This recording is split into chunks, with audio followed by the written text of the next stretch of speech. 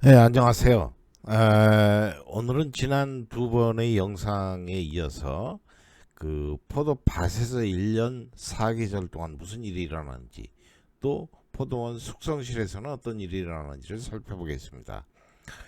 혹시 구독과 알림 설정에 문제가 있다면은 저한테 댓글을 남겨주시기 바랍니다.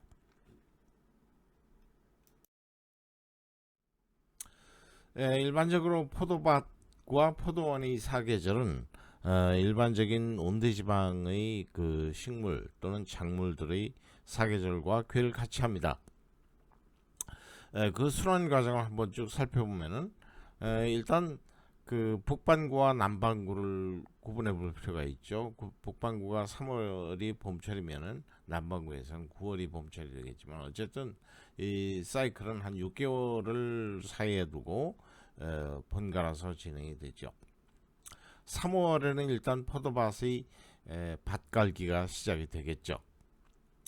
그 다음에 이제 숙성실에서는 뭐 일부 그 이미 지난해 연말에 발효가 끝난 포도주들에 대한 병입 작업, 뭐 물론 병입해서 곧바로 출하할 수도 있지만은 병입해서 숙성할 수도 있으니까 그런 절차가 일어나게 되겠습니다.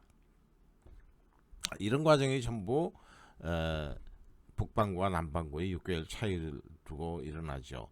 또 4월에 가면은 이제 뭐 견눈을 솎아내기도 하고 그 정지 작업을 하기도 하죠. 그다음에 이제 그 숙성실에서는 와인을 일부 옮기거나, 그리고 발효가 끝난 와인들은 그 액수면이 좀 내려가겠죠. 왜냐하면 탄산가스가 날아가기 때문에. 그러면은 어, 그, 그 와인 통을 채우거나, 그다음에 이제 잔유물을 제거하는 그런 작업이 들어가게 되겠습니다. 그런데 이 4월에서 우리나라에서는 그런 일이 별로 안 일어나지만, 특히 유럽 그런 데서는 4월, 5월에 그러니까 꽃이 막 피기 시작하고 눈이 성장할 시점에 있어서 아주 혹독한 냉해가 일어나는 경우가 있습니다. 그 이 냉해도 하나의 큰 그 사건이 되는데, 그 냉해에 대한 그, 그 영화도 있습니다.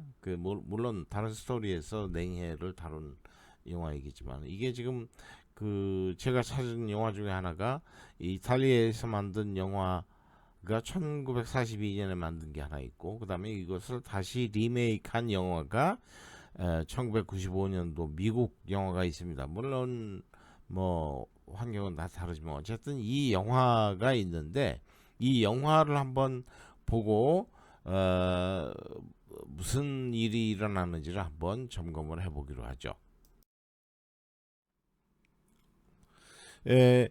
4월 달에 냉해에 관한 얘기로서 구름 속의 산책이라는 미국 영화입니다.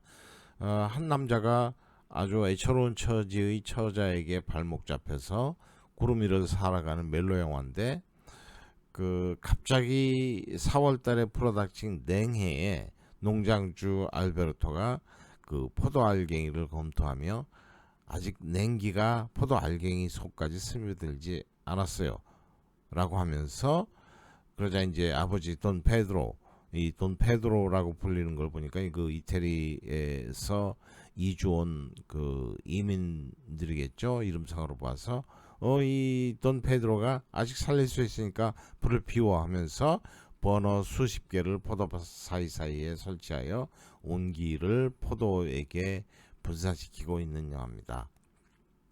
그래서 얼떨결에 방문자 폴은 빅토리아의 나비 같은 그 춤을 흉내내며 포도 살리는데 동참하는 영화입니다. 이 영화의 가장 낭만적인 장면이죠.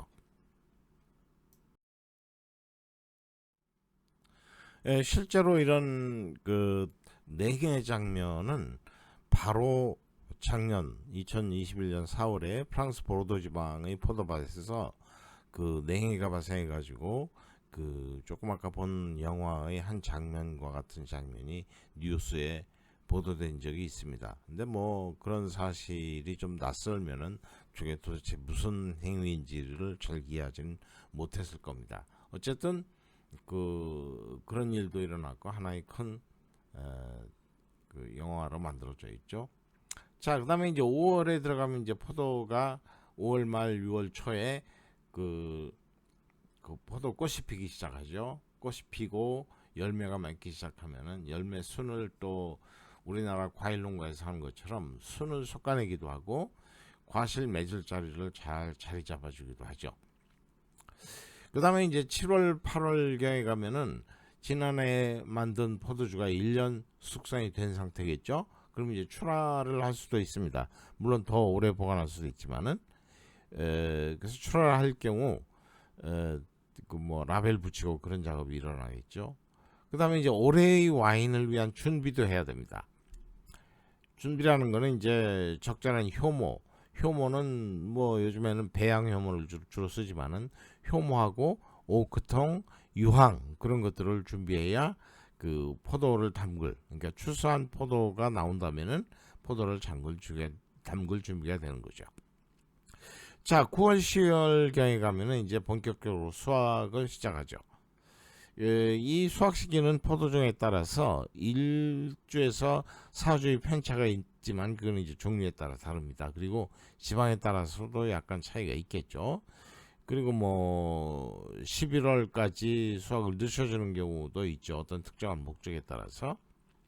그 다음에 수확 자체는 유럽처럼 그 경사가 많이 친 데에서는 뭐 망태기를 치고 다니면서 일꾼들이 포도를 수확하기도 하고, 또 현대적인 농원에서는 기계 수확을 할 수 있도록 애초부터 그 포도나무를 배치한 경우도 있을 것입니다. 그런 것이 일어날 수가 있고, 또한 11월, 12월경에 가면은 발효 상태를 평가하기 시작합니다. 물론 이 발효는 추수하고 나서 한 보름 지나면은 1차 발효는 전부 다 끝나는데, 1차 발효가 끝나면은 이 감식 전문가들이 그 달려들어 가지고 이 포도 발효가 얼마나 잘 됐는가 그런 것들을 검토를 하겠죠.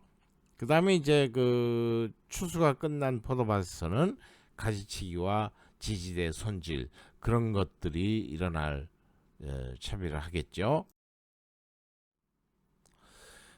수확이 빠르면 9월 추수, 그 다음에 그 한 보름간의 발효, 그 다음에 11월에 햇 와인 출하 할 수 있는 상태가 되죠. 보통 아주 빠르게 그 햇 와인, 뭐 햇 와인이라 햅쌀 얘기할 때 그 프랑스 사람들은 햇 와인 얘기를 하는데, 그 햇 와인으로 유명한 포도주가 딱 있죠. 그게 이제 보졸레 지방, 그것은 그 프랑스의 남동부 지역의 보졸레 지역에서 나오는 포도주가 보졸레 누보라고 합니다. 그래서 누보라는 것이 햇이라는 단어에 해당하는 거죠. 보졸레 누보는 11월 셋째 목요일을 디데이로 해서 전 세계에 동시에 출하하는 행사를 가지고 그 자기 아이덴티티를 만들죠. 그래서 이 보졸레 포도는 그 와인 감식가들에 의하면은 그 와인 그거 마실만해 라는 정도의 평가를 받는 술입니다. 그 얘기는 무슨 얘기냐면 아주 좋은 것도 아니고, 그렇다고 해서 아주 나쁜 포도주도 아닌 그런 중급 정도의 와인이라는 뜻입니다. 자, 12월에는 그 뭐 보졸레 이외의 다른 포도주들은 12월에 가면은 와인 평가 작업이 있죠. 그래서 이 옆에 이제 센서리 레버러토리에 사람들이 그 격리된 방에 들어가 가지고 포도주를 각자 평가하게 되는 겁니다. 그래서 여기서 평가하는 것은 와인의 등급을 평가하고 선별 작업을 하죠. 그래서 어떤 와인들은 바로 출시할 수 있는 와인이 있고, 또 어떤 와인들은 오래 보관해야 될 와인이 있고, 그렇죠. 그러니까 뭐 포도주라는 것이 무조건 오래 둔다고 해서 좋아지는 것이 아니고, 그거는 이제 그 된 방향에 따라서 그 분별하게 됩니다. 그건 이제 포도종하고도 다른 얘기고. 그 다음에 이제 1월 중 2월 중에 가면은 그 2차 발효라는 과정을 할 수도 있습니다. 2차 발효는 뭐냐면은 일단 포도주 안에 들어가 있는 말산이라는 것이 있습니다. 영어로 하면 말릭 애시드인데 이 말릭 애시드라는 것이 강한 산성을 가지고 있는 산이고 그 맛도 좀 날카로운 맛을 가지고 있습니다. 그래서 이 말산을 그 또 다른 효모에 의해서 유산 즉 락틱 애시드로 전환하는 과정을 말로락틱 퍼멘테이션 즉 2차 발효라고 후발효라고도 하는 그런 거예요. 이렇게 후발효를 하고 나면은 그 말릭 애시드가 락틱 애시드로 변하죠. 그러면 이제 맛이 약산성이 되고 뭐 신맛이 있긴 있지만은 좀 부드러운 맛으로 변하는 특성이 있습니다. 물론 이 부드러운 맛을 만들어주는 것을 좋아하는 사람도 있겠지만 어떤 사람들은 이 오히려 신선한 과일향 그리고 고유의 특성이 소멸되기 때문에 좀 아쉬워하는 사람도 있습니다. 그러나 어쨌든 이런 과정을 거치는 것이 그 와인을 좀 아주 그 엘레간트하게 만들어주는 그런 과정이라 하겠죠. 자 이렇게 해서 그 발효하고 선별 작업이 대충 끝나면은 포도밭에서는 또 다른 일이 진행이 되죠. 무슨 얘기냐면 포도를 수확하고 난 뒤에도 그 포도밭에는 할 일이 많이 있습니다. 그 일단 그 늦은 가을의 햇빛은 그 충분히 받아둬야 포도나무 자체가 다음에의 포도 그 만들기 위해서 영양을 좀 축적해 두는 일이 필요하겠죠. 그다음에 이제 그 단풍이 진행이 되고 단풍이 진행될 쯤에서는 지지대를 손질하고 정리하고 하는 작업이 들어가겠습니다. 그 다음에 이제 1월 또는 2월에 가지치기 그런 것들을 이제 하게 되죠. 그 가지치기 원칙은 뭐냐면 올해 생산에 참여한 직접적인 가지는 솎아내고 내년에 새 순이 자라도록 그 위치를 잘 잡아주는 겁니다. 그래서 그 이때의 원칙은 이 가운데 그림에 나와 있는 것처럼 그 뿌리로부터 일정한 거리에 포도가 맺히도록 가지를 그 너무 많이 뻗어 나가지 않도록 하는 작업이 가지치기의 핵심이라고 할 수 있습니다. 오늘도 두 가지 와인을 그 비교 시험을 해봅니다. 오늘은 그 계제에 같은 그 와이너리에서 나온 같은 횟수에 발효된 두 가지 와인을 비교해 봅니다. 그러니까 즉 여기 보여드리는 것처럼 산타리타 칠레의 와이너리죠. 산타리타 그 와이너리에서 나온 갸버네 소비뇽 2017년산하고 똑같은 회사에서 나온 메를로 2017년산.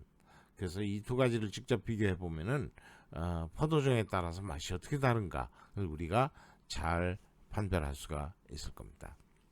자 여기서 보면 이 그 산타리타 포도원의 그 마케팅 포인트 중에 하나는 어떤 와인들은 뭐 굉장히 비싼 와인은 아닙니다만은 그 와인병 라벨에다가 뭐 구구절절 그 단어를 나열하는 것이 아니라 이 그 내셔널 갤러리에 있는 그림들을 그 라벨로 붙여놨죠. 그래서 그것을 자기 정체성으로 하고 있습니다. 여기 보면은 그 오른쪽에 있는 메를로 와인에 들어가 있는 이 그림 아주 유명한 그림입니다. 그 영국의 조집 멜로드 윌리엄 터너라고는 화가가 그 그린 영국 내셔널 갤러리에 들어가 있는 명화 중에 하나입니다.